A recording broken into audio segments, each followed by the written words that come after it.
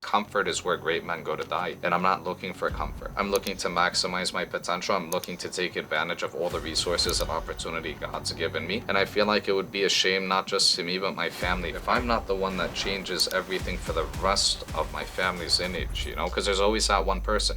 You either pay the fee or you pay the fine. The fee is going to a professional consultant, someone who's done what you want to do, and they shorten your learning curve. A mistake is costly in business, and one bad month, it's not just what you pay for that month, but it's the opportunity cost of that month too. So, and I remember telling him, I was like, I'm trying to get into real estate, I just can't figure out how to do it. And he's like, that's where you're messing up, Amir. He's like, it's not how, it's who. He's like, replace the how with who. And I live by that till today. It's who, not how.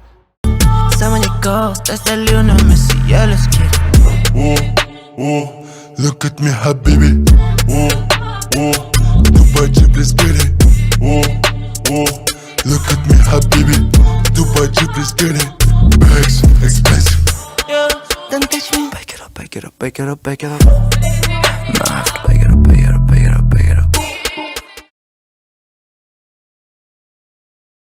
Welcome to another episode of Circle of Success Podcast. It's your favorite host, KB. Today, guys, I have someone real special. The backstory with this gentleman is interesting. So we're neighbors and same neighborhood, same city. Same gym. Same gym. I'm in the gym with my trainer. Shout out to Jason.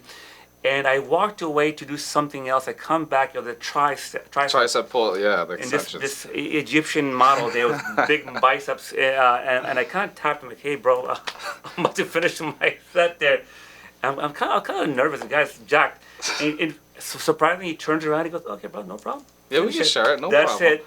And then that was it. I'm like, hey, man, nice meeting you. Nice meeting you. And then social media. Oh, I forgot to touch on this one. You're in Tampa, right? At an event? I'm forgetting. Oh, I was in Tampa last year for the RiceCon. Vic Tippenis, shout out to Vic Tippenis, big brother. And I met Nihad. Yes, sir. Amazing realtor. She handles a lot of our deals. She's a realtor in Tampa. Her partner, Ben, is a commercial guy. Beautiful couple, like out of a magazine. And she posted something about a gentleman named Amir in Orlando. I went, Orlando, boom, boom. His profile, I'm like, wow, this guy looks like he lives close to me. We connected. The power of social media. My friend, my brother right next to me, he's a real estate investor, entrepreneur. We share roots from New York City. Of course, we're going to jump into that. We have one thing in common, a lot of things in common, alhamdulillah, but we're into coaching. Coaching for us is super important. We're going to dive into that. Welcome, my brother, Amir. Thank you, KB. Thank you for having me, brother. Coming on, brother. Absolutely. Listen, I love your social media profile. Thank you. I love your message. Thank you. You are in real life as you are on camera. Thank you very much. Right? That's not easy to find. You're successful at a very young age. All praise to the higher power. Alhamdulillah. We live probably door to door, 10 minutes. Probably, yeah. Maybe, right? Gym over there. There's so much to unpack with you, bro. When I start with just your touch, where's your mom and dad from? What country? Where were you born? And then we'll run. So my family comes from Egypt. My father immigrated to the U.S. back in 1979. Like every other immigrant, you know, he was seeking a better life for himself and his family. I was born 93, so that was like 14 years after my dad moved here. But I was born and raised in New York City. Got to experience what it's like to be a New Yorker, you know. And then in my teenage years, my parents moved us to Egypt. I got to experience what it's like to live in a developing country. And then after I graduated college, I moved to California and started my life on my own. California. LA, yeah. So New York to LA. That's very common. People do that quite often. Yeah, I think when you're born in a big city, like the only other cities that stand out to you are other big cities, you know. Different coast. Correct, yeah. And having lived in Egypt, I got so accustomed to being by the beach and being in a hot climate, you know. And I knew when I graduated, I could have easily moved back to New York, been with my family. But growing up, hearing my dad's story and hearing what he had to do, you know, in his earlier years coming to the U.S., I was like, man, I want that for myself. Because, like, what am I going to tell my kids? What story am I going to be able to tell my children, or even just for myself, right? When I get older and I look back at life, what did I do? Did I stay in my dad's shadow my whole life, or did I do what he did? Because it's not easy to leave what you know, you know? And especially for them, my dad obviously had more challenges than I did. because like he wasn't a citizen when he came. He didn't really speak the language. There was a lot of things he had to overcome that I didn't, but I still wanted that story. So one day I could, you know, sit on a podcast and tell my story. But the true reason why I wanted to do it is because, you know, being challenged growing up, you know, living in different places, not really fitting in, being picked on, I'll say it, you know, but I always had a chip on my shoulder. You know, I always wanted to do something extraordinary, and I knew if I wanted to do something like that, I'd have to take a lot of risk. And California was always on my, you know, it was always a place that I imagined myself being. Beautiful girls, right? Sunset, a beautiful lot of sun, good vibes. Yeah. What year were you there?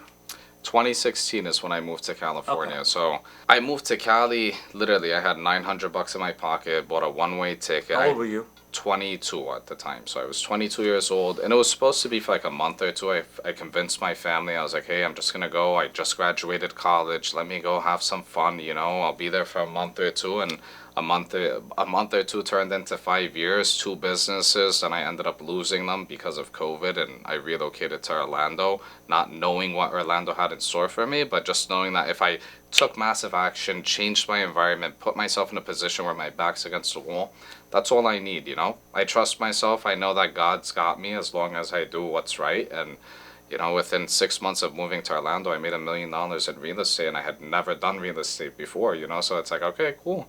There's something here, you know? So let's go to the timeline. 2016.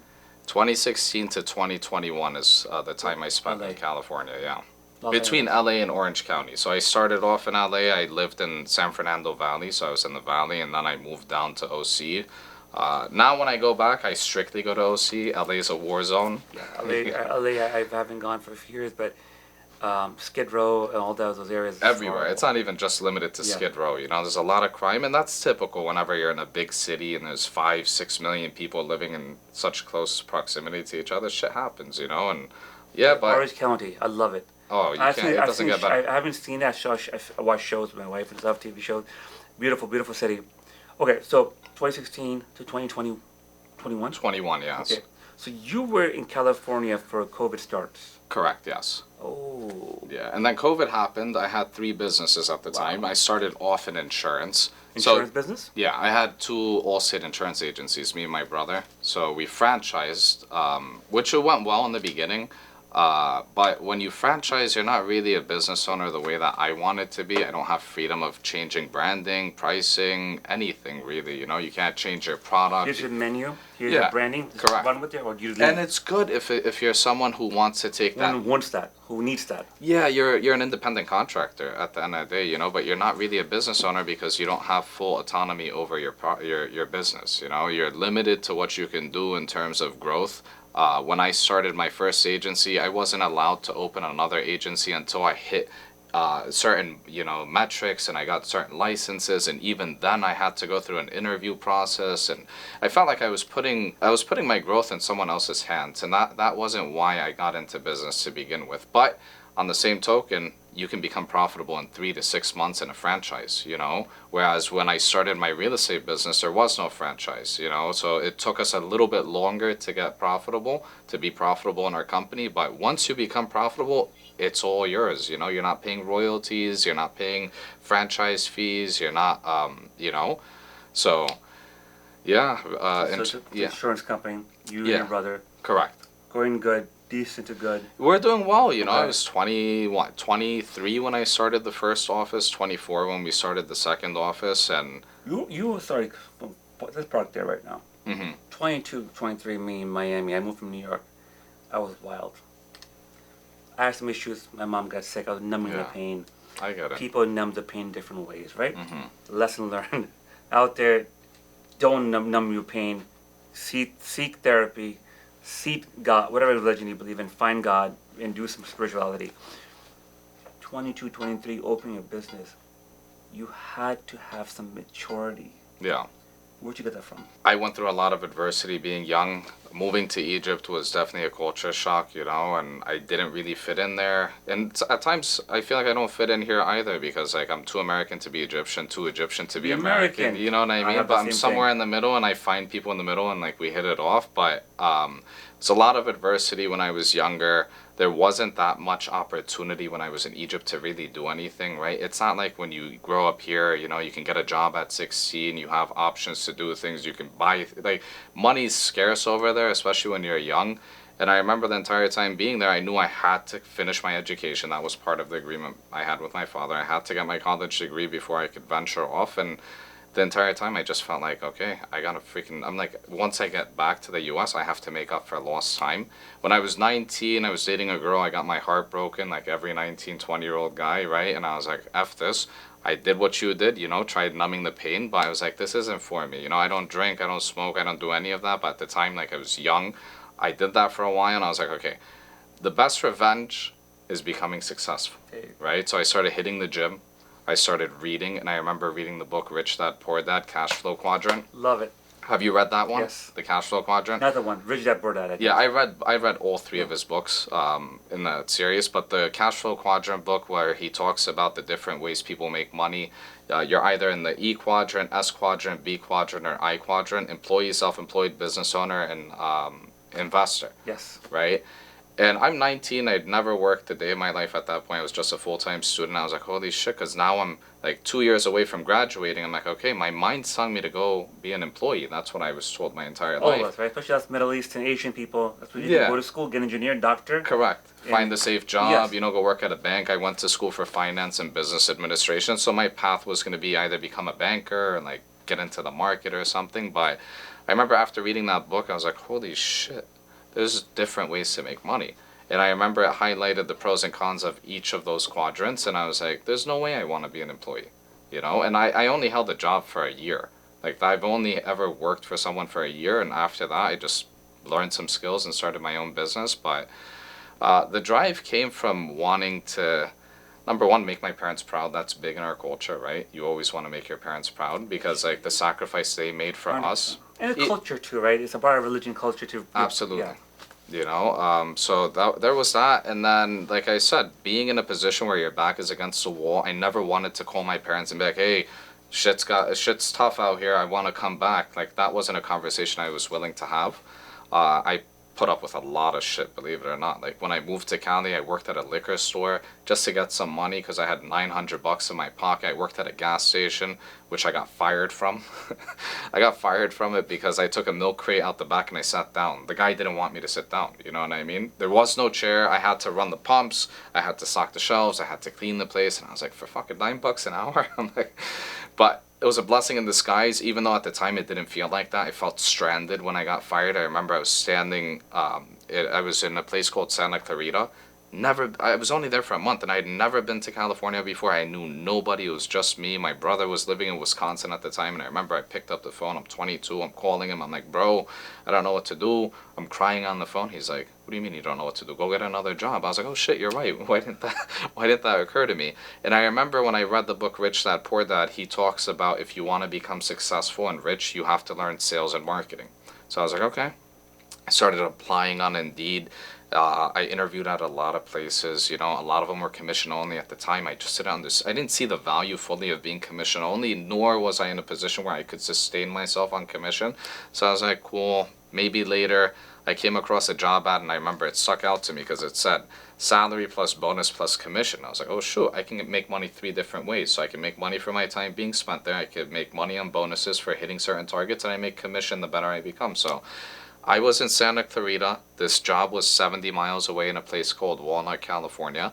They got me on a call. They did a pre-screening. They said they'd get back in touch with me. I was like, cool. Sat there waiting for like a week. Now knowing what I know, because I'm on the other side of the conversation, I hire people now. That's a nice way of letting someone down. Like, yeah, we'll get in touch with you, you know. But I didn't understand that, so I rented a car. I didn't even have a car at the time, bro. I went. It's funny. First week I was there, I was like, cool. I got to make up for lost time. I don't even have my driver's license in the U.S. because I was living in Egypt from that point in time when I was in college, right? And anytime I go back to New York, you don't need a driver's license in New York. You're spending half the time underground in the subway. So I was like, okay. I went and bought a bike from the Goodwill, right? It was $20. The tires were deflated. The brakes were all effed up. And I was like, I need some wheels. Like, I got to get around. And funny enough, right by the Goodwill was it was a bike shop, a tire shop. And I pushed the bike there, When I got there, the guy was like, it might need another tire. I was like, how much is a tire? He's like, $50. I'm like, bro, I bought the bike for $20. I was like, just put some air in it. And thankfully, that's all it needed. It needed some air. But, yeah, man, just thinking back at What that. story? Yeah, just What? thinking, and I was alone too, so it was like, no friend, no nobody. uncle, no aunt. friends, no uncles, no Lonely, nothing. dude. So lonely. Yeah, but at the same time, it was like, okay, Alone. I can make my mistakes without judgment. There was no fear of I judgment, love that. you know? And there was a lot of mistakes I made in the beginning, right? Because there was a period in time where I had to adjust myself to being back in the US because it's chaotic over there, you know? But there's a lot of stuff that I took from there that I implement now, you know what I mean? And it gets me ahead, and I think my work ethic comes from there because even on my worst days here, it's so much better than Of over course. there.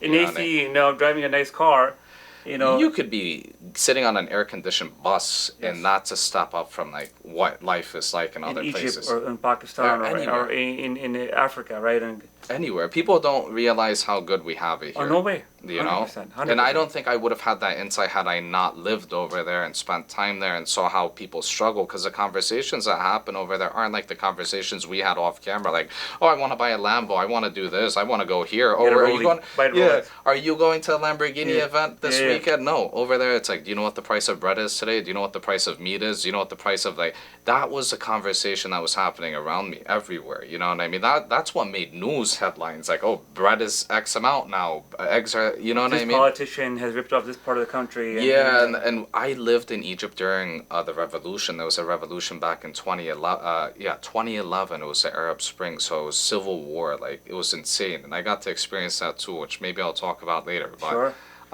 So man, California is rough. This is what I call your training in the trenches. yeah, Your mindset has been developed. yeah. Right. And I was young enough to where I wasn't afraid of failure. I was ignorant enough to take risk, not fully understanding the risks that I took, not knowing if shit didn't go, you know, It's go just the really bad.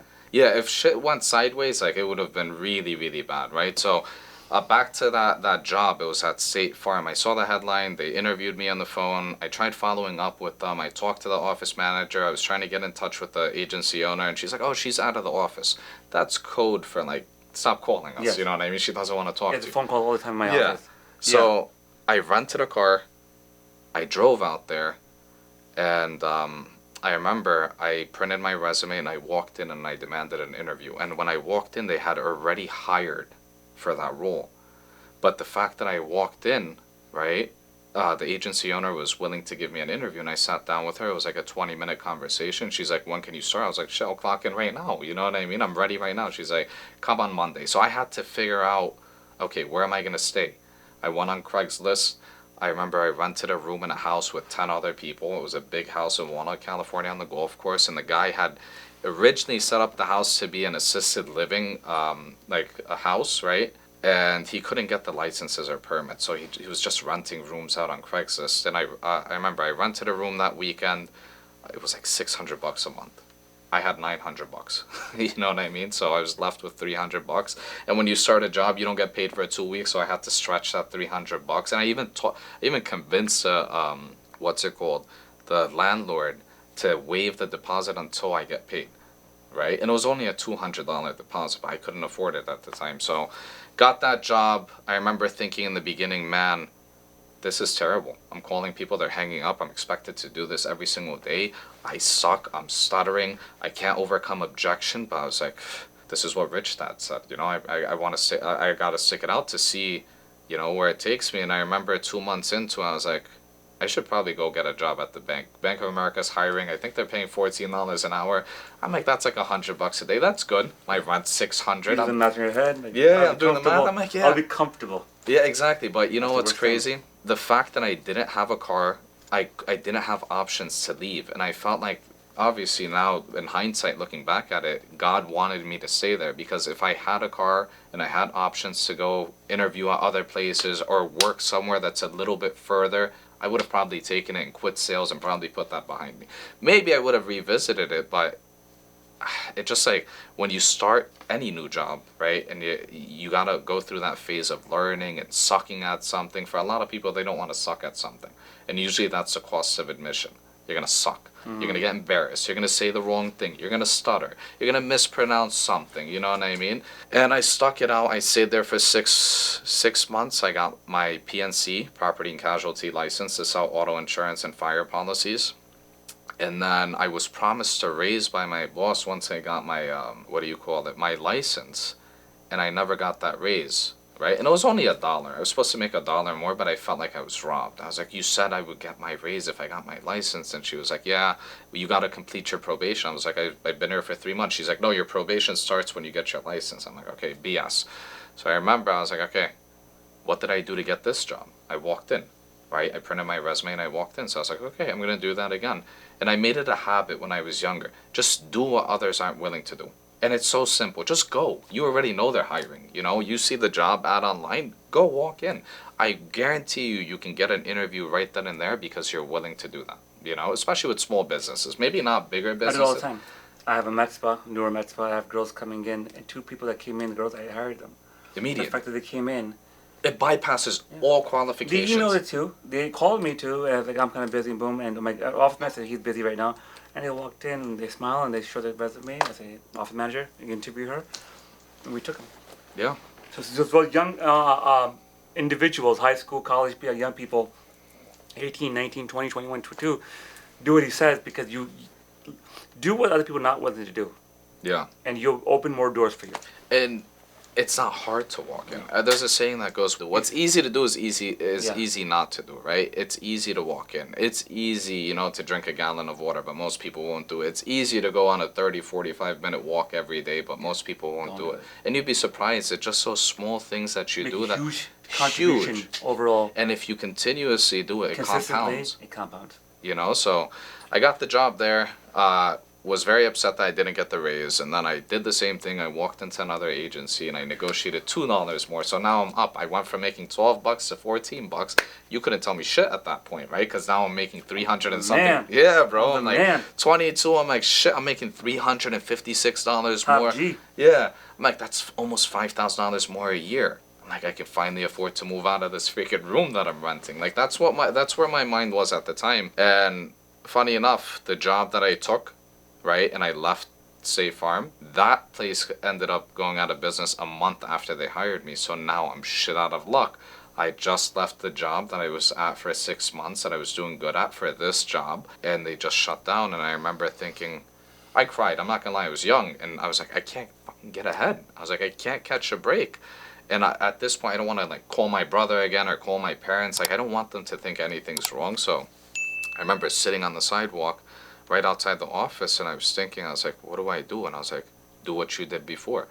And I got in my car. At that point, I had a car. I bought a 2007 Camry with 157,000 miles on it.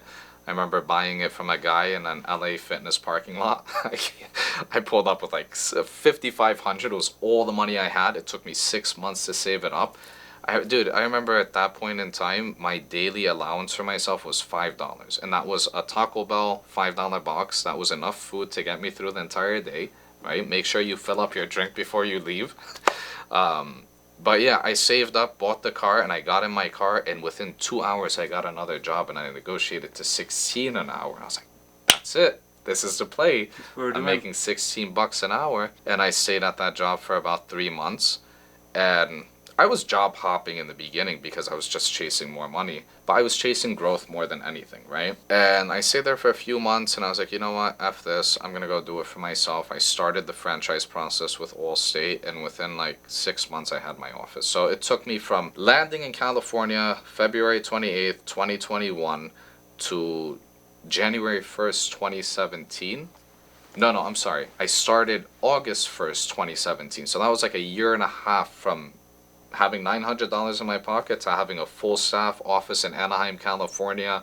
You know what I mean? I put up $100,000 to start the franchise. So it's shit happens quick when you're in motion, But yeah, I started off doing that. 100K. 100K was a franchise. Like, it's not a fee that you pay. You just got to show them that you have 100K in capital. And I remember I burned through 120K in the first like 4 months, because before you start a franchise, right? Before you open your doors and you're allowed to sell their products, you have to have a full staff license ready to go. You have to buy the equipment. You have to pay the lease.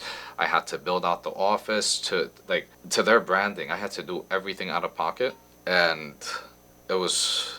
At the time, like I said, I was too young and dumb to know what I was doing. I signed a 3-year lease. That was like $120,000 on the lease.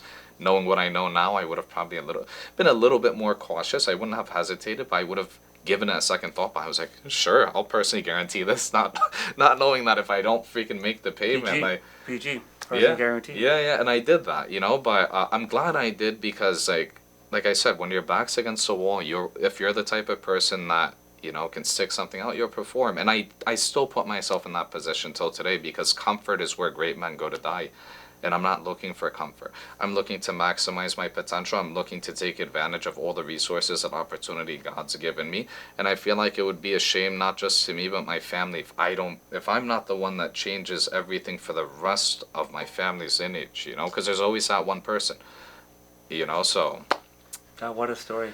Yeah, we started off there and made a bunch of mistakes, made a lot of bad hires, hired my first staff, lost them like a month before I was supposed to open my doors. And if I didn't have a certain amount of employees licensed, I can't open. They pushed me a month, and every single month I'm carrying like 25, 30K salaries, rent. Lease, yeah, exactly. Insurances.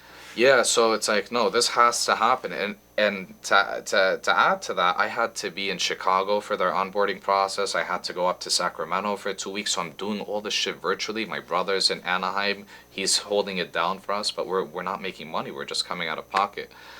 And then, thank God, we had our staff ready to go. We started, our first official day in business was January 1st, 2018. And then I broke the record fastest to 100,000 in the company. I was the youngest franchise owner at the company at the time. And we did $100,000 in sales in 37 days. 10 months later, my brother opens his office. We break that record in 17 days. We do 100K in 17 days. So, it's crazy how fast things can happen, But, yeah. Overnight. Almost. Overnight, yeah, if you consider 3 years or 2 years overnight. So now your mindset, let's go to the mindset. So, man, listen, Amir, for me, mindset everything. Yeah, absolutely. Right? I'll quickly share my story. Brooklyn, New York, single mom, very poor mindset. I believe in this philosophy of subconscious, conscious mind, where we feed our mind at a young age. I have 2 daughters, they're young. If I talk about with my wife in front of my daughters, hey, money doesn't grow on trees. Hey, you have to be a doctor, engineer, like most Arab, Pakistani, Indians, banker, lawyer, to make 6 figures or 7 figures, if 7 figures, right? We couldn't even comprehend 7 figures.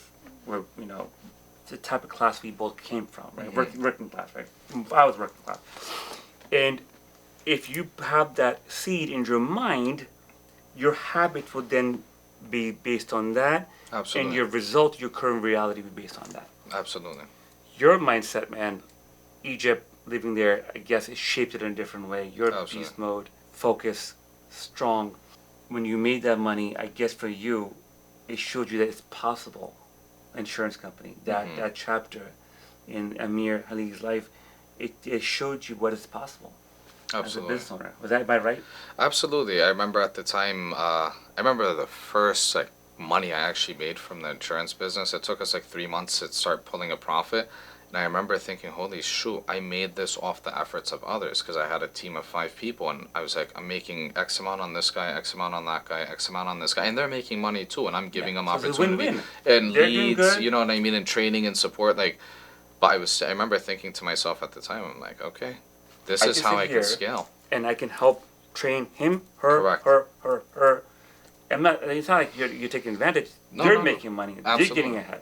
And they don't have to take the risk. I'm the one who's taking on the risk. 100%. I'm the one who's putting, like I said, I personally guaranteed an office lease. I bought the equipment. I did, the opportunity was created because I made the decision. But I remember at the time thinking, I'm like, okay, this is how I get rich. Because you can't scale your time.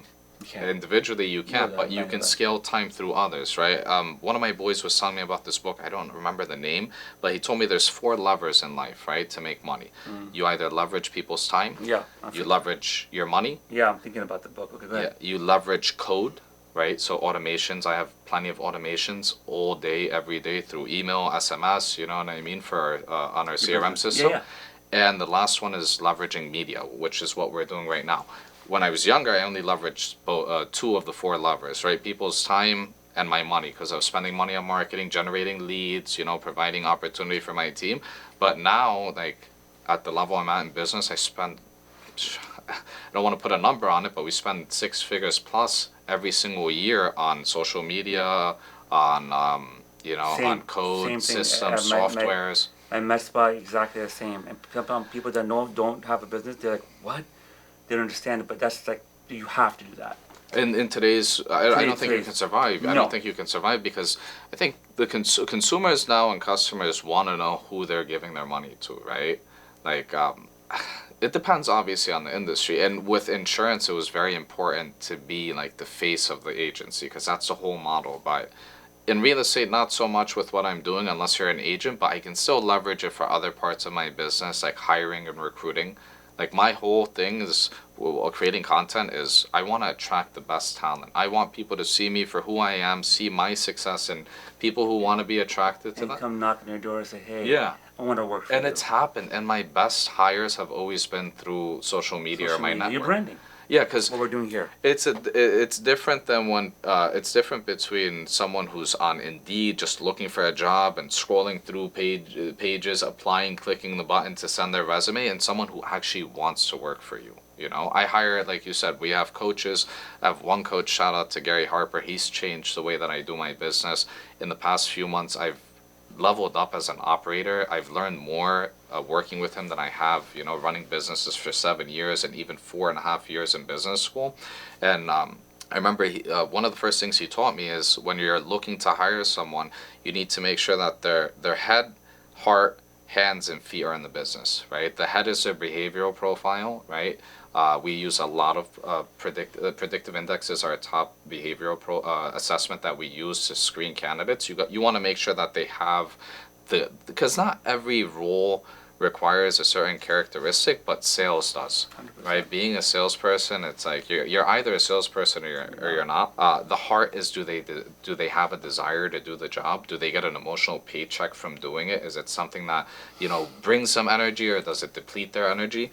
The hands and the feet are the experience and skills. Do they have the experience in this role and the skills? And if you can find someone who checks all 4 boxes, you'll get 160% more output from that one person than you would from someone who doesn't. And when you have that much output from one person, you can afford to give them more opportunity. You can afford to pay them more. I always say overpay, over ask, and I overpay everybody, right? If the market's at X, I'm at X plus 2, right? Because you can never pay someone too much. You can never pay the right people too much, you know what I mean? So, Good point. yeah. Insurance company chapter, and eventually you walk away from the company.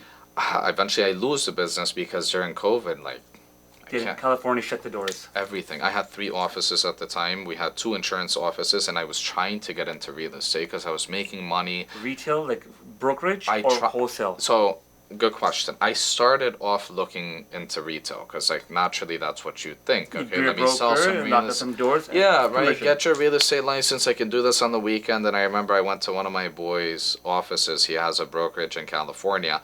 And I sat in his office for 2 weeks. And I'm like, he wants me to cold call. I was like, I got a business, you know, in Anaheim. It's the same thing almost. Yeah, I had my business running over there. And I'm over here at someone else's office, like cold calling. I was like, maybe this isn't what I want to do because I'm not that. I'm a business owner. I put people in place, systems, you know what Yeah. I mean? And make them go fire off. Yeah, and I just didn't want to be licensed anymore because I carried like 4 different licenses for my insurance agency. And when you're licensed, like it's so regulated and limited to what you could do.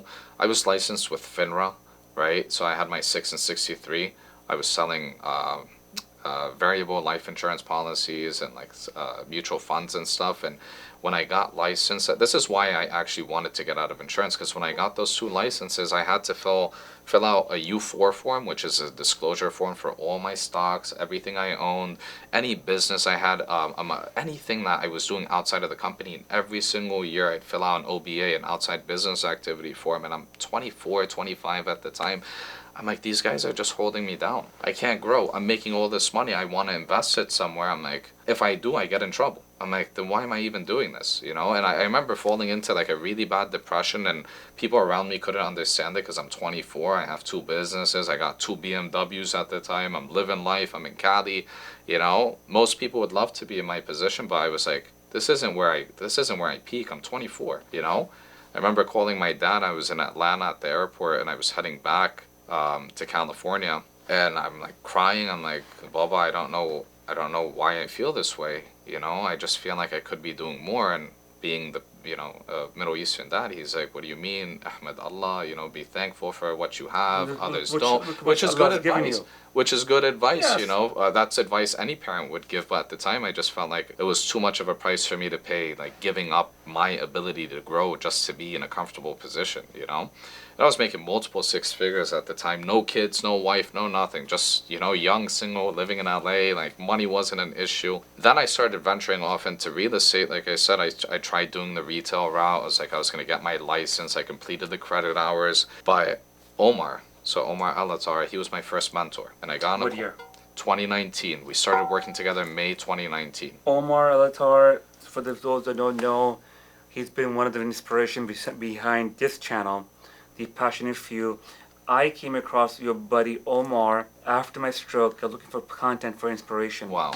In 2018, 2019, he interviewed one of my heroes, Patrick David, Grant Cardone, amazing individual, Yeah. killed it, raised the bar in pot. Absolutely. Goes back 2019, and Omar was on the ups at that time. Oh, too. he was dominating, and I would argue he still is. He still is. Nobody does it better than him. No one does the better than depth Omar. of his questions and his natural curiosity is To what this makes day, him. I learned from that guy. Absolutely. So Omar, tell me how you and Omar came. So, like you said, I was looking for inspiration. I came across his YouTube channel. The first interview I watched on his channel was the one he did with Manny Koshbin. Yes. I'm sure you know Manny, supercar collector, big real estate I'm guy. trying to get you with him right now, so yeah. Yeah, very. We can help with Thank that. you. I'm sure that we Yes. can get you in with that. But I remember seeing that, and I became obsessed. I watched every single From episode. Iran. Mine is from Iran. Which He's one? from Iran, right? Oh no, he's actually half Egyptian, half Mexican. Oh, you're Manny? talking about Manny. Manny Oh, Kushman. Manny. Yeah, Manny is Persian. Yes. Yes, correct. Omar's half. Yeah. So, and I didn't know that at the time, but I remember he had a call to action on his YouTube channel. If you want to work with Omar, DM us, or it was like text this number. His team got in touch with me. I had no idea like what. Would you get stuff into? Yeah, I didn't know what it was. What do you mean work with Omar? I was like, cool, sure. I didn't know it was like a mentorship, or I didn't even know, right? Mastermind or whatever. Yeah, I had no idea because at the time I wasn't accustomed to that, right? All I knew about personal development was go on YouTube and pick up some books, right? And you did a good job with that. It worked. Yeah, and it worked for me at the time, but at this point I'm already making money. I have a business that's paying me every single month. I remember I got on the phone with Omar and he gave me his time so graciously. We spent 3.5 hours on the phone. I remember I even cried on that call because I was just so lost. Oh, man. Yeah. Emotions are there. Yeah, Raw. and for the first time I felt like this person genuinely, like he wanted. for you. Yeah, exactly, and he wanted to help. And I still remember till this day. I was sitting in my living room. He was like, Amir, I want you to shut your eyes, sit down, and I want you to imagine that you have a VHS tape, right? Love it. And you're putting that VHS tape in the VCR, and you're watching your life on your deathbed, right? And he's like, what would 80-year-old Amir tell you to do? I was like, don't stay stuck. Don't stay where you're comfortable. Don't be where, if you're not happy, move, And he challenged me to imagine what life would look at that point. And I remember thinking, if I'm 80 years old, the perfect image for me would be surrounded by my children, my brother's close by, his kids. Probably won't have my parents at that point, but just being around my children. I remember I saw myself in Laguna Beach in Cali, OC, waterfront, families there, and I was like, I gotta build towards that, and this isn't gonna get me there, So after that call, we talked about working together. He pitched me on starting my own podcast. I had no intention of doing it, but I wanted to work with him because I was like, okay, this guy helped me work through a bunch of shit in 3 hours. If I can work with him for 3 months, I could definitely figure this out. You Some know? value.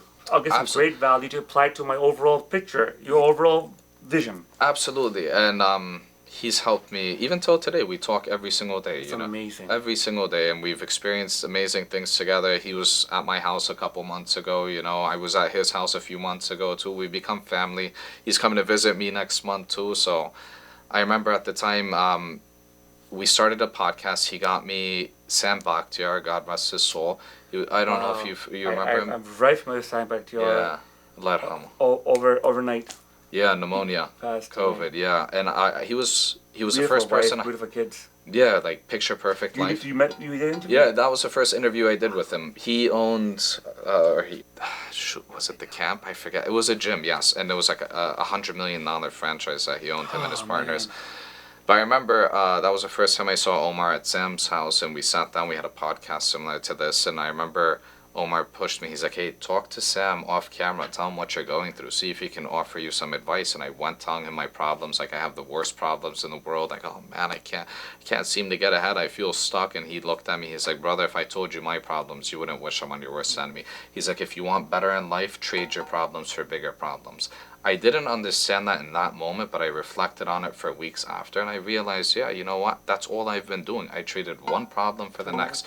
Moving to California, that was trading the problems I had living with my parents. You know, everything was afforded to me, but I wasn't really given the freedom or the opportunity to do what I wanted to do, and I gave that up for that, right? So I traded one problem for the next, and I still operate with that framework. If I want more and I want better, I have to look at my current problems and see what can I trade up, right? If more people looked at it that way, then it wouldn't feel like a struggle. Because there's the struggle of not having, and there's the struggle of having too much, right? Like Biggie Smalls says, you're from Brooklyn, right? More money, more problems, right? Like, and it's true to some degree, but not all problems are equal, right?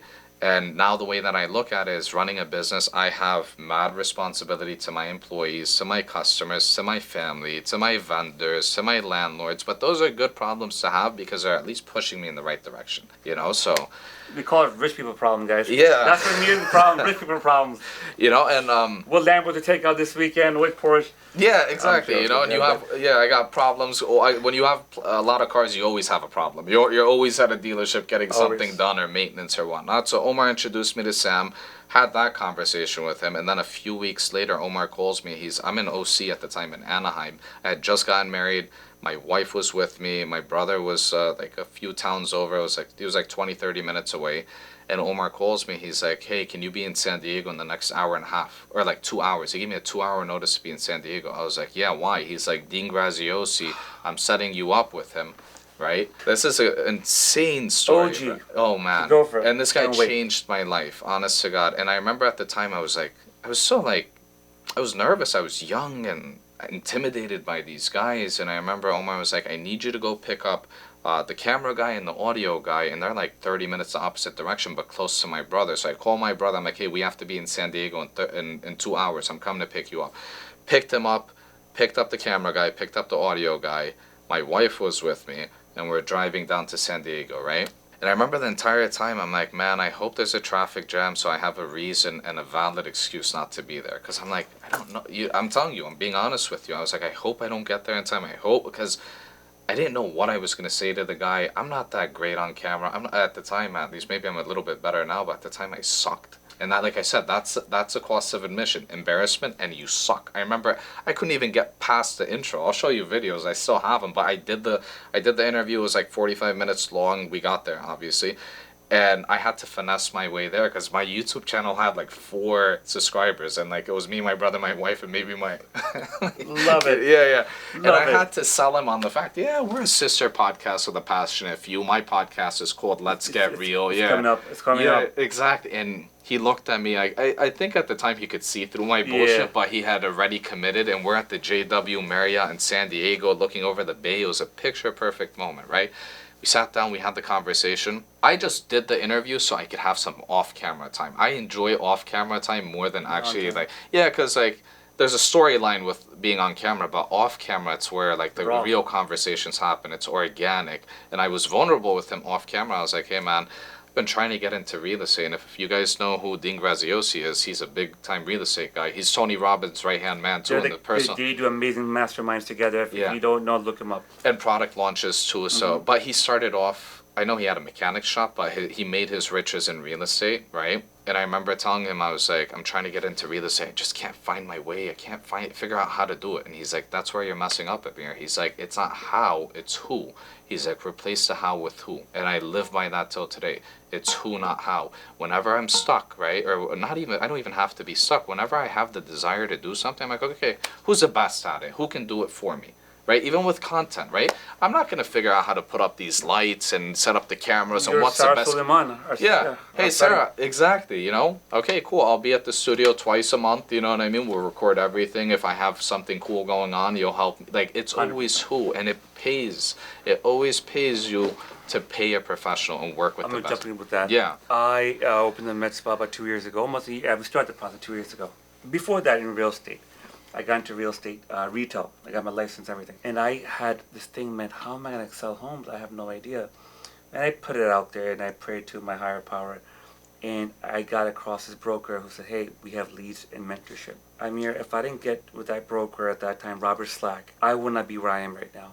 The mentorship coaching I got collapsed the time that I would have spent knocking 100 doors. Yes, right? sir. Yes, sir. The Med Spa, I got amazing consultant. I had to pay a lot of money out of my pocket to hire them. Yeah, but on that point, can I just make a point? Yeah. Maybe this will make for a good clip. Please. You either pay the fee or you pay the fine. There you and go. I'd rather pay the fee. Unpack that. Say it again.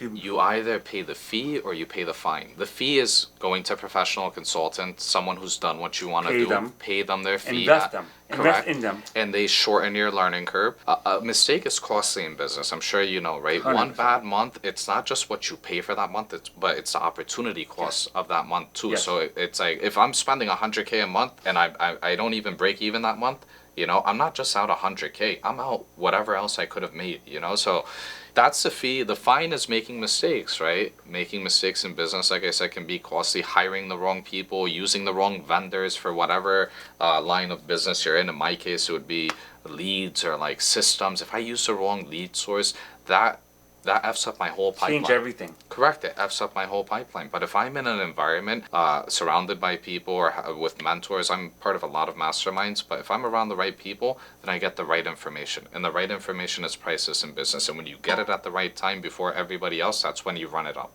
100%. You know, I was front in line in 2021 doing real estate, and we were selling to hedge funds. I ran up so much money in 2021, 2022 because we were working with hedge funds before anyone else could. And my skills being in marketing and sales, like I put plans, systems, procedures, SOPs, everything just to work with these buyers. And like in a matter of, like I said, 6 months, we made $1 million.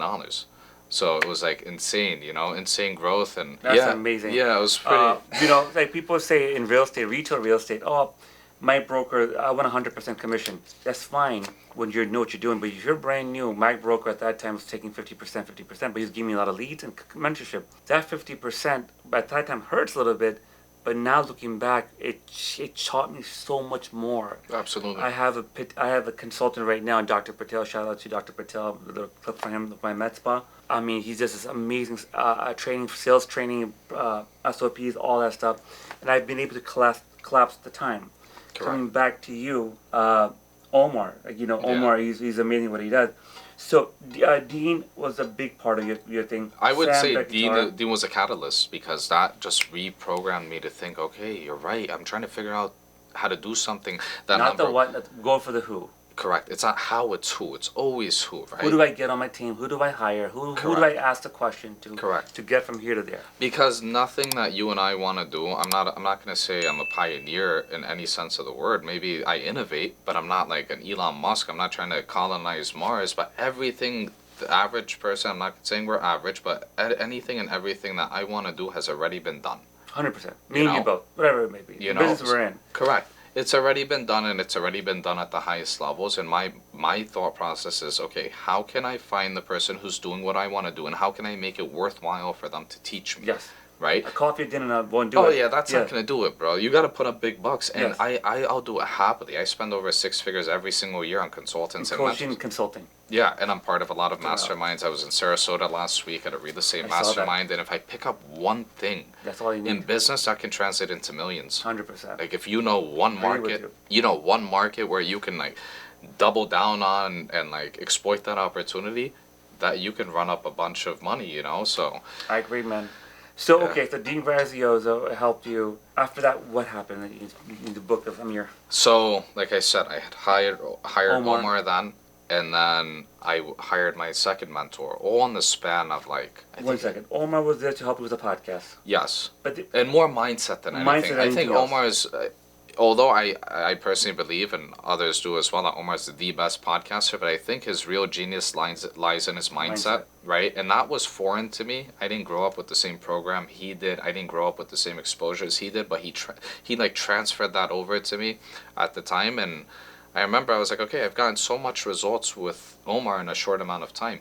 Who's my next mentor? And I'm constantly thinking, who's my next mentor? Now at my age, at my the level of success I'm at, I'm still paying people, but I can learn from you just from this conversation. I put myself in environments where I'm around, like I said, with last weekend I was with the owner of the Porsche dealership here in Orlando, and I'm just absorbing. just sit there like a sponge and just hear everything. Absolutely, because when you're around high level people, they'll just by being around them, they'll say things in passing, but to you it's bingo. That's Love it. exactly what I needed. Love it. It's called proximity. Proximity, correct. And it's so funny. I was telling you earlier, when I moved to Orlando, I knew no one here, Amir. No one, like no one. I was a realtor, struggling. I did really well. Then my broker said, "Hey, I'm gonna give you a team, 30 agents," and that took off from me, and that was it. But like, my intention at that time was start getting closer to high performers, either they're medicine, law, entrepreneurship. And even if I am gonna just sit there and listen to a bunch of guys, men talking, having hookah or cigars or yeah. whatever they do, if I'm just listening to conversations that are happening, like you, one thing can just move the needle. Yeah. One thing can just change the thought process. And at the beginning, my wife's like, "Why are you spending so much time in networking?" She didn't understand the concept of networking. Now she's like, "Get out there and meet people." Yeah. Right? And networking, I'll show you before and after my life, has done huge Of course. difference. For you, the same. Absolutely. Absolutely. Either you can pay for consulting, coaching, or you become friends with someone. Right now, I got down another podcast with Stephen Davis, amazing individual locally. You guys both met. I saw that There could be synergy there. yeah, exactly. There could be synergy there. There could be I could fill in some gaps for him. He could fill in Vice some versa. gaps for me. Exactly, and it's a value exchange. But in order to be around high level people, you have to be a high level person. People see through bullshit. You know what I mean? And it's not just Not just your watch or Yeah. your shoes or your Lamborghini. it's not that. It's- It's your character. It's character, who you your are. values. It's the things that you've done. It's your story, right? 100%. But I want to make a point to something please, you please. said. All it takes is one thing, right? I'm always looking for one thing. I'm not looking for a whole bunch of things. When I go to events, I'll spend 3-4 days at an event just to learn one thing. And there's a saying that goes, all it takes is one revelation to start a revolution, and the revolution starts up here. When I spent that hour with Dean Graziosi, the one thing I took away, there was plenty of things to take away, but the one thing that changed my life was that who, not how. Until today, that's my motto, I love it, man. But, wow. yeah. You threw some fire out Yeah, there. and it's you know what? Oof. I'm in it for the story. I'm not even in it for the money, the status. I'm in it for the story because that's why I started. That's why I moved to California, because growing up hearing my father's story, I was inspired by it. Every immigrant that comes to this country has a story, that's, I would argue, cinema worthy, screen worthy. I love it. And I That's- wanted my own, and I'm still writing my story. I'm still on chapter 3. I'm 31. Can't wait for it. you Can't know? wait for it. You got so Appreciate much you, to brother. offer. I love the story where you're at right now. So, but all these people you're naming, I've looked up to them. I followed them. I'm trying to get to my podcast right now. Also, after Dean, what was the next chapter? So I hired Carlos and Sal. So funny story. I remember I was All in. all within like 4 No, months. the company is called All In. All in. I'll give you my story with these guys. The Yeah. 3 partners on social media, all in, wholesaling guys, and I saw them in 2018, 2019. again for inspiration, and they had the amazing Bentleys coming out. They're all married guys. Aventador and right? Wraith and shit. And you're like, wow, like rappers on it. Yeah, exactly. And they're in Houston, Texas? No, they're in Phoenix, Arizona. Okay. Yeah, So that's I was what's in Orange County at the time, and I remember same thing. I'm watching these guys on social media, Yeah. and like they're on yachts and shit, Yes. and they're driving Lambos and Bentleys Yes. and Wraiths, and I'm like, Wow. I want to be like those guys. And I remember Sal's Middle Eastern too. Yes. I remember texting him, and I was like, yo, and he gave me his time. This was back in 2016. So I had tried getting into real estate in 2016 while I was doing insurance as a salesperson. I didn't even have my business at the time. I picked up a book called Flip. It was $10. It talked about how to market for off-market deals, how to assign your rights, how to wholesale, basically, right? And I picked up that book, and I remember investing $200 in bandit signs. And I would go on my lunch break when I was working as a salesperson at Allstate, and I would go to the hood, and I had a staple gun, a ladder in the back of my Camry, and I would freaking, because in the book it tells you to put the bandit signs as high as you can, so code enforcement can't take them down. So you'll at least have like 2, 3, 4 weeks of exposure. If you put it low enough, someone's gonna rip it off. And I would do that every single day for months. I remember printing out flyers and going to like Winco parking lots and Walmart parking lots and putting flyers on people's cars. I remember walking in the hood, putting flyers in people's mailboxes, not knowing it's a federal crime to tamper with mail and put shit in people's mailboxes, but I didn't care. I was young. Like I said, I was too dumb to know for my own good, but it pushed me in the right direction. I didn't do a deal then, but Sal was very helpful at the time. And then 2019, while I was looking for a real estate mentor, I remember Carlos posted that they were doing a free pop-up event in Arizona, and it was on a day's notice. And I remember being in my living room with my wife. We just got married, and we had a small dog. We had our dog Prince, and I was like, hey, you want to go to Arizona? She's like, why? I was like, don't ask too many questions. Let's go. And we get in our car. I swear, we get in the car and we drive to Phoenix, and I remember the entire time going there, I don't know why I'm going, and I told her, I was like, I have no idea why I'm going. But I know I need to be there. I literally said that, and she'll tell you. I told her I need to be in that room. And when I got to that room, I got to meet Carlos for the first time, and I remember just feeling his energy. The one thing I love about Carlos, there's a lot of things I love about him, but the one thing that stands out about him and makes him unique is when he's talking to you, he's only talking to you. He's present. He's present with you fully. It doesn't matter if there's 100 people in the room, it's you and him. And I remember we stood there and we were talking, and everyone was surrounding us. And at the time, I had interviewed Grant Cardone on my podcast, so they're like, oh shoot, you know Grant. And that was set up by Omar. And that gave me credibility going into that room, you know what I mean? And that day, Carlos called me up on stage. I sat front and center, like I always do. I saw this video, by the way. Oh, with me on stage? Yes. Amazing. Yeah. Yes. Back in the day? This recent one. That's a more recent one. You were on I stage probably recently too. reposted it or something. You Yeah. went recently too? To Carlos? On stage. There's one you on a stage, a black shirt on. I always wear black. Okay, yeah. Carlos, I think introduced you to. Same one. Yeah. Oh, yeah. That was at his I think event. you recently posted on. This was a couple years ago. Yeah, I got to speak at his event. Spoke. I saw it. And he even said it on stage. He was like, "We're here, baby." He's like, Yes. "You said you would be here." I was like, "Yeah, I told you I'd be here," because I knew anytime I do something, I don't do it to be second or third. Yes. If I'm not gonna dominate, I'm not gonna do it. Yeah.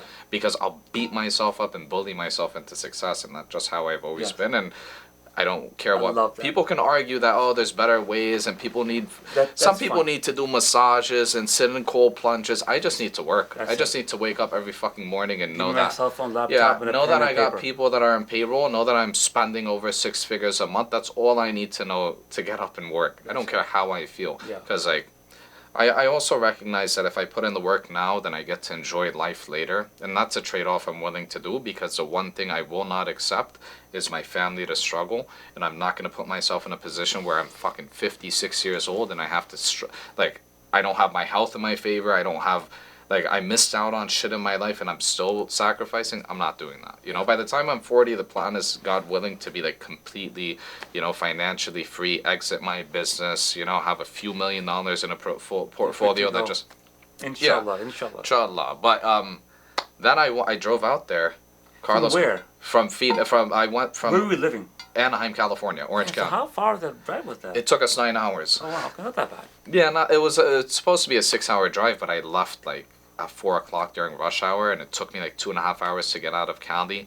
And I remember when we got there, they called me up on stage, and I loved being around these guys. I was like, there's no way I'm not going to be. Yeah. Energy's and I was great. like, Send me the invoice. Oh, you bought coaching from them. Yeah, I bought into their mastermind, right? And this was around September. The mastermind was starting in December. I was like, I can't wait till December. Give me something now. And they gave me access to a Google Drive. And I remember I just had this conversation with Carlos last night, right? I remember getting that Google Drive and I was like, holy shit, this is a franchise. Because this is exactly what I got when I franchised the insurance agencies. I got SOPs, I got products, like I got the whole blueprint. And I got a head start before the mastermind. I hired some virtual assistants to do cold calling, generate leads in our CRM system. I had a script for sales, and I remember we went to Phoenix for the mastermind. It was a 2-day event where we went in depth, right? We did all the, like everyone in that room, set up their systems. I had already had my system set up. And I remember 2 days after coming back from that event, this was December of 2019, I got a contract on a deal on a property in Hesperia, California. I flipped that in 2 weeks. I made 20K, right? I even made a video about it here in the studio. But I remember I took a picture of the check. I still have it. I'll show it to you. I remember looking at that 20K, and I still had my other businesses at the time, and I remember feeling like this is my ticket to freedom, because now I made money in a way that's independent of the company I was representing and I had a franchise with. And I was like, this is the play. I took that 20K being ambitious and young, I was like, I'm getting another office. I signed an office January 2020. February 2020, the whole state went on lockdown because of COVID. In California, they weren't playing around. Oh, yeah. The worst It place wasn't to like be. here.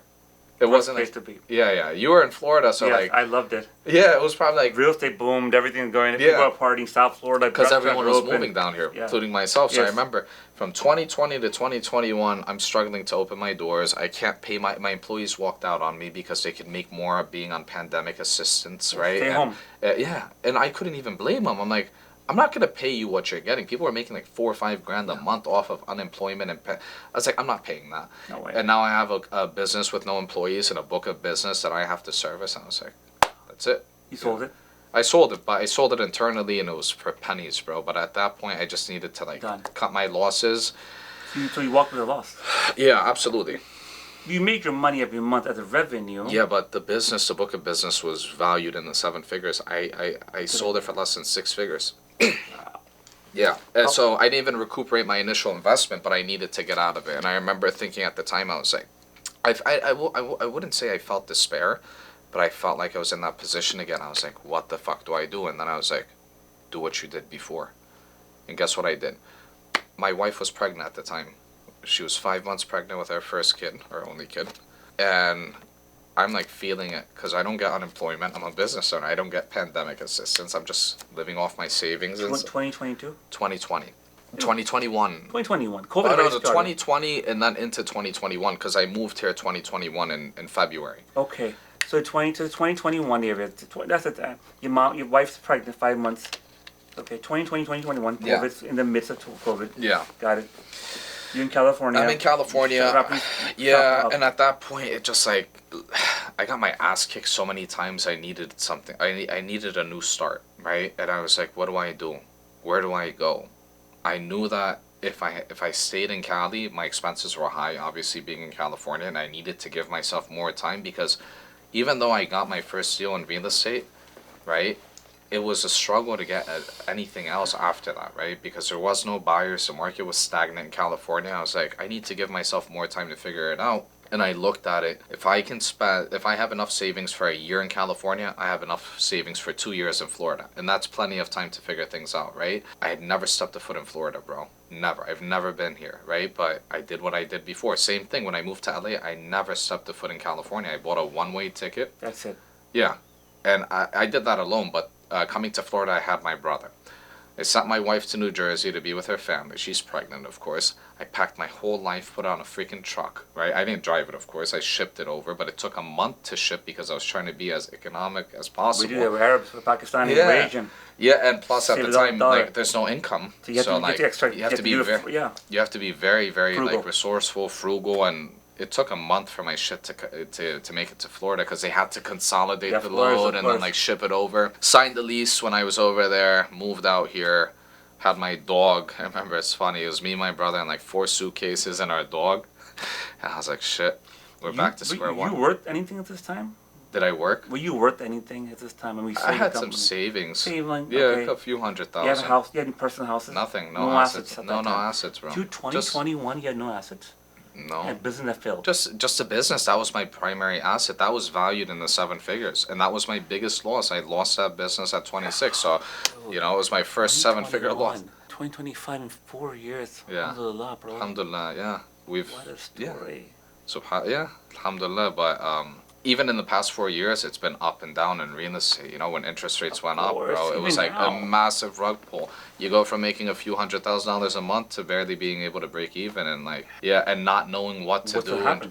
You just don't know. Pivoting. And I was working, like I said, with hedge funds. So when interest rates went up, they stopped buying altogether. Pulled away. My pipeline was full. I remember we had $1.6 million in the pipeline that was going to turn around in 45 days. And I remember looking at it, I'm like, the next 45 days are going to be crazy. But I just felt like, okay, something, I don't know, I didn't want to jinx myself, but I just felt like something was going to happen. And then when interest rates went up, I didn't think too much about it. I'm like 27 at the time. I don't, like... You don't understand yeah, I do, but not so much. I wasn't paying it too much. I wasn't paying too much attention to it. And at the same time, I was high and mighty. I felt like anything I touched turned to gold. You know what I mean? It was a good thing to have. Yeah. It was good without being cocky and overly done. Yeah. Right? And then that was a massive rug pull. That $1.6 million. I had spent a few $100,000 in marketing and like everything to get to that. We lost like $1 million out that pipeline. And it was in a matter of like 3 weeks. I would get calls every single day from representatives at the hedge fund. Hey, we got to pull out of this deal. Right? And they would put like $1,000 on earnest. So I wasn't getting anything. I wasn't even getting that 1,000, bro. And I remember thinking like, and I'm still trying to do the same thing, trying to run it up with them, but they're not buying anymore. And I had to re-strategize. The team that I had wasn't good enough for the new market, so I had to get rid of that team.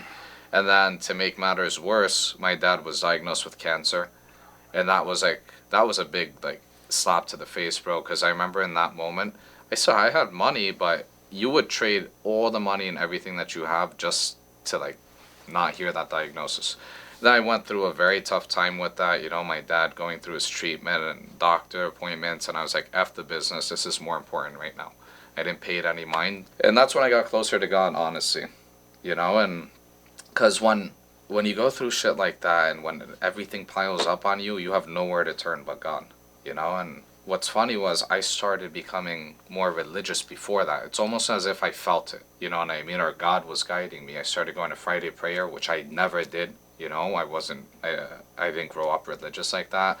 Started with Friday prayer, then started with my prayers like every single day, and I could say confidently that got me through it. And I remember for the past like 3 years, bro, it's been ups and downs. We're finally starting to like take off with our business again. The market's picking up. I think there's a lot of like buyer confidence now in real estate. And, that's been a cornerstone of my life ever since, even till today. And I'm glad that happened because, like I said, I thought I was shit. I'm 27. I'm making millions, you know what I mean? Money's not an issue. My dad's trying to ground me and tell me shit in the news about like what's going on in the economy. I'm like, that doesn't apply to me. You know what I mean? Wow, man. Yeah. But alhamdulillah, I'm very grateful for every single part of my experience. But yeah, I moved here to Florida after that. Orlando? Yeah, here at Lake Nona. You did Lake Nona? Yeah, and I've been there ever since. So like, and I never even stepped foot in Florida. I never knew, but wow. And I love Lake Nona. I think it's the best city in Orlando, honestly. It Definitely is. Yeah, but yeah, man. Wow, what a story, my friend. Alhamdulillah. So, man, let's unpack it. We have to do an outro soon and wrap this up and do a part 2 with you. But I have so many other questions about. Yeah, and I want to interview you. I want to hear your story next. Yeah, absolutely. Because there's a lot of stuff we don't have enough time for. But you went to Romania. Oh yeah. You went to see Grant Cardone. So Tate, Andrew Tate. Yeah. Oh my God! There's so many people you have met. Yeah.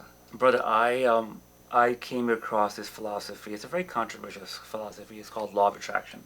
And some people in Islam say, "Oh man, it's not good." Some people in Christianity say it's not good. Some do agree with it. The way I applied it in my life, right, when my stroke happened, was what I think about, what I pray about. I bring about. I bring about. And my higher power, of course, is the whole Almighty, whatever you believe in, Christianity, Jewish, anything, is in charge, the higher power, but I have something to do with that. Yeah. You got to be careful with that, especially for, Muslim. Muslim or Christian or a person of faith, because I used to subscribe to that, and you can't give yourself too much power. I used to think that. That's why I said I was high and mighty. I felt like I was God, astaghfirullah, I felt like I was God. But maybe you went too far. I probably did, yeah, because it was all about, oh, I'm creating this, I'm manifesting this, I'm that, but in Arabic we say, A'udhu billah min kilmat ana, like, you can't say ana. Ana means me. Yeah. It's not me. It's not me. It's never me. It's always God. And I don't try to manifest things as much as I pray for things. You gotta give the glory to God, because God showed me He can give it and He could take it away like that. Take it back. In a matter of months, my multi-7-figure business fell off a cliff. My dad got diagnosed with cancer. It was a lot to process at the time. I get it, but there's a middle place Yeah. there, right? Because the reason why I do say it is that people tend to say the flip of the coin. Well, I'm just sitting here, and my God, my higher power has this in store for me. My bad luck. Oh, I'm a victim mentality. Like my stroke happened. I had two choices, brother. I could have said, "Oh my God, my God gave this to me. I can't work. I can't even walk, and I can't. I'm poor me." Or what I did, and and this is very controversial with some people. I said, "Okay, I prayed. I did. This is a story. All my podcasts, I share the story all the time. I said, God, if this is my story, this is my story. But I go, God, please, I beg of you, if I get one more chance, I promise you I'll be the best version of myself. And I go out there, and I'm not going to preach Islam or any other religion, but I'll preach the fact that, you know what, work hard, pray in a higher power, and you can change your life.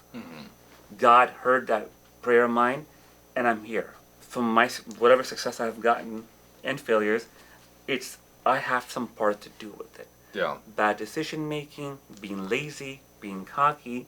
So the way I look at it is co-creation. I put the prayer, I put it out there, and of course I have to put the work in. I have to knock on the doors. I have to shake the hand. Yeah. And then whatever God has in store will open.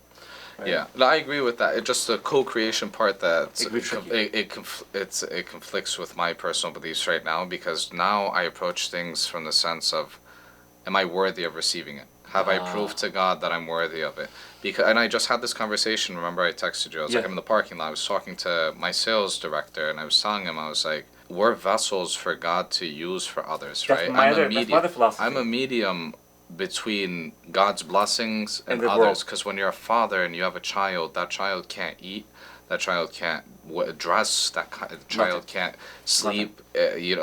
It's all through you, but God's the one who uses you as a medium. So even at times when I feel like I'm unworthy and God rewards me, I know that He's not rewarding me. He's just using me to deliver whatever it is to others, Yeah, and that's another thing I say too. The other day I'm starting, my mom passed away, I told you. Her name was Aisha Bukhari. I'm doing a foundation.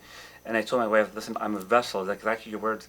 And Allah has blessed me with so much that I'm going to use that through me, through my contacts, to raise money and put my own money to help other people. Yeah. Right? So you could do that also. Yeah, you're right. There's so many ways to look at it. Yeah. But the worthiness, there's too, brother. We go to a business meeting, and for me, mostly, you and I are very different. You knew you had something, and you were gung ho. My mom and dad divorce beat me up, and in reverse for me, it made me feel I was unworthy. I was not good enough for anything. That's another reason why I started numbing my pain. So it's just, you have to be very careful to say you are good enough, you are worthy. Absolutely. Of course, with higher power. Yeah, but worthy is, like, when I say am I worthy, I mean, am I worthy in the eyes of God? Have I done the things that the obligations that I have? I get it. I get it. During the time when my father was going through his cancer, I remember thinking, I'm like, what's life about? Like, what's my true obligation in life, right? And the only obligation as a Muslim is to worship God. I was like, everything outside of that is just extra. It's unnecessary. But I've been put here on earth to worship God and listen to the word of God. You know what I mean? And I remember even during that time, I challenged myself to donate. Every single Friday prayer, I donate at the end of every single month. Even if I wasn't making money, that was my obligation to God. Because you can't ask God for more if he's already given you plenty. What are you doing with what I gave you? It's like if your child comes and asks you for more money and you know you just gave him money, well, what did you do with the money I gave you? How'd you spend it? If you spent it wrong, I'm not giving, or you spent it on bad things, I'm not giving you more. But if you took that money and you did something for others, or you did something good with it, you know what I mean? Then at that point, you're worthy of more, you know? And Love it. Love it. yeah, And also, last but not least, what I do something I do gratitude for things I don't even have. You should be in a state of gratitude. All religions teach you that, absolutely. right? All religions. But to wrap this up, before I let you go, Yeah. your daily habits of success, your secret sauce. Prayer. Prayer There's- number one. Yeah, Salat, absolutely. right? Alhamdulillah. So I have, because this is the thing, and I'll end with this, right? You have to establish the rules of your day to know whether or not you had a good day. How do I know if I had a good day, right? And I for love me, that. it's there's 4 things I have to check, 4 boxes I have to check. Did I pray? Did I do my 5 prayers? Did I work like I said I was going to work, and did I live up to my obligations? Did I spend time with my family, and did I do something for my health? If I can do those 4 things every single day, Check. and I check those boxes, you can't say you had a bad day, because I set the rules, and everyone gets to set the rules for themselves. It doesn't necessarily have to be that. It could be one thing, it could be 2 things, but for me, it's those 4 things, and if you have a good day, by default, you'll have a good life. You know, I think the devil tries to play tricks on us and convince us that our lives are worse than they are. And like I said, when you've seen worse, you can recognize good. Like I think you said earlier, I'm going to paraphrase it because my memory sucks, but you said, it slipped me. You said something about that. What was it about? Oh, I'm confusing it Yeah. with another conversation. Maybe. Sometimes you need to know what you don't want to know what you want. Yes. You know yes. what I mean? I think I did Yeah. content on that recently. too. Yeah. You need to know what you don't want to get what you want. Exactly. I agree. You know, man, this was fun. That's amazing stuff, brother. Where can we find you, Amir? I'm on Instagram. My Instagram handle is CEO Amir Helaly. I post a lot about business. I post a lot of mindset stuff. You know, I like to share the lessons that I've learned, because the lessons I've learned, I can tell you how much I paid to learn them. I could tell you in dollars and in time. And if I can save people time on their journey and suffering, then that's my worthiness in front of God. And I believe that if I can do that for others, then God will reward me. And one last thing, when you don't get what you want, never look at it as God withholding his blessings. He just knows at that point in time you're not ready to receive it. Because if I was in this position when I was 21, 22, 23, making the money I'm making today, not having the principles I have today, not having the family responsibilities and obligations that I have, I would have self-destructed. It's not hard to self-destruct when you're young. I have many times. So yeah, his case in point, amazing. Yeah. I love it. brother. Habibi, appreciate you, man. This was awesome. Thank you for coming on board. Absolutely. First of many. You know, inshallah. Shout out to our Salah Suleiman Studio. Amazing. You know, I have some plans with her. I'm gonna do real soon. We'll talk about that later. Sarah, thank you so much for having me at your studio. And guys, check out my boy here. We learned a lot today. Let's wrap it up quickly. I am a proponent of coaching, consulting. Invest in getting someone who knows better. Yeah, and buy your time. You'll never get your time back, right? And a mentor can accelerate your journey. Like Tony Robbins says, it's about compressing decades into days.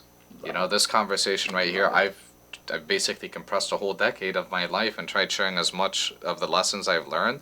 And if you can take that and avoid your struggle and suffering, then you're ahead of me, you know, so. Just giving back.